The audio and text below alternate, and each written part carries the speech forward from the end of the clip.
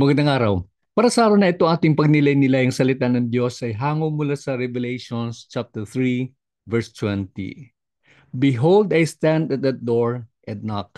If anyone hears my voice and opens the door, I will come in and I will dine with him and he with me.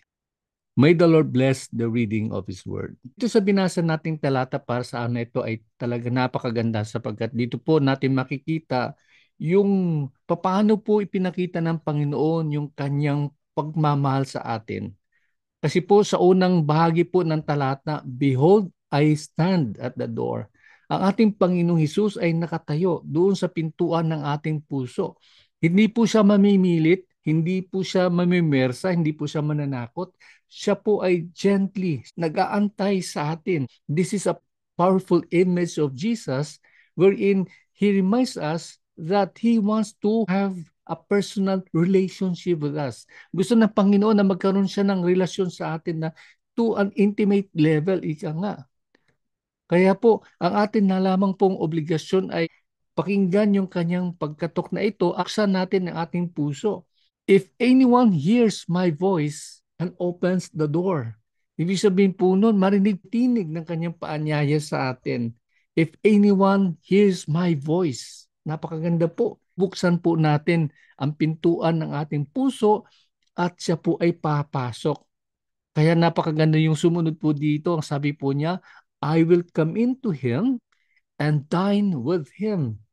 No? I will come into him, papasok ako sa kanyang puso, papasok ako sa kanyang buhay, at ako'y makisalo sa kanya. At ang karugtong po, ang pinakahuling bahagi ng talata, and he with me. Ibig sabihin po noon, hindi lang po siya yung makikisalo sa atin, kundi tayo po mismo. Tayo po ay magkakaroon po ng salo-salo kasama po ang ating Panginoon. What a beautiful imagery of what God wants from us. Ibig sabihin po noon ay ang naisin ng Panginoon, hindi lamang tayo ay mapabilang sa kanyang karyaan. Ang naisin ng ating Panginoon ay magkaroon tayo patuloy ng ugnayan sa Kanya.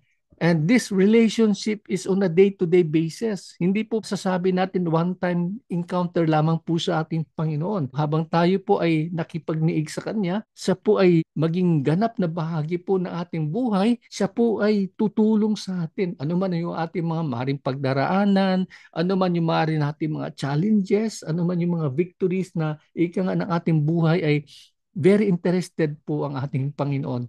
Kaya napakaganda po. Ang tanong diyan ngayon ay ganito po. Pag binubuksan ba natin ang ating puso, talaga bang ganap yung ating pagbubukas ng puso natin?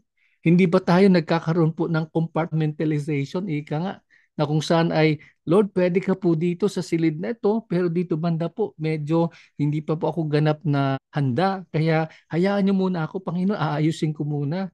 Hindi po ganun kaibigan at kapatid. Ang nais ng Panginoon, yung buo nating pagkatao. That is why it is not too late yet. We have to surrender to God every facet of our lives. Bawat bahagi po ng ating buhay, bawat bahagi po ng ating mga puso. Anumang mga bagay-bagay sa buhay natin na tila hindi natin kayang gampanan o gawin pamamagitan ng ating kalakasan. Hayaan natin ang Panginoon siyang kumilos. Wala namang mahirap sa Kanya eh. Remember my friend, our God is the creator of the heavens and the earth and He desires to give us not only life. Sabi nga po ng John 10 verse 10, I came that they might have life and have it abundantly. Ibig sabihin po, saganang buhay po ang naisin po ng ating Panginoon. Kaya nga po napapanahon na todo bigay na tayo sa ating Panginoon sapagkat sa ganong kaparaanan ay maranasan po natin ang kasaganaan ng ating buhay habang nandito pa po tayo sa lupa. Of course, ito po ay kumbaga sa sasakyan, ito po ay break-in lamang po ito, no? Ito po ay patikim lamang po sa atin ng ating Panginoon kung ano po yung maranasan natin kapag siya po yung ating kapiling. Kaya nga po, harinawa yun ang ating panalangin para sa araw na ito at sa mga darating na araw, unti-unti nating isuko sa ating Panginoon yung ating mga areas ng ating buhay na kung saan kinakailangan siya po ang ganap at tunay na maghahari, tayo'y manalangin. Father, we are so thankful, Lord, for this wonderful opportunity that you have reminded us, O God.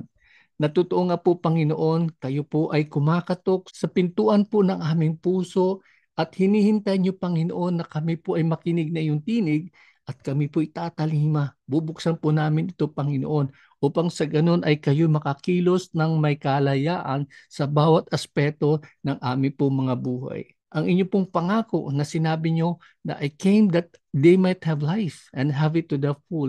I came that you might have life and have it to the full. Patuloy po kaming magpasakop sa inyo, patuloy po kaming tumalimas sa inyo, Panginoon, upang sa ganun ang buhay namin maging daluyan po, maging daan po ito, Panginoon, upang may pamahagi namin sa aming pong kapwa, sa aming pong nasa paligid, sa trabaho, sa pag-aaral, Panginoon, ang inyo pong kabutihan. Salamat po sa lahat po na inyong patuloy na ginagawa sa aming buhay. Ito po ay aming samot dalangin sa matamis at makapangyarihang pangalan ni Jesus. Amen at amen.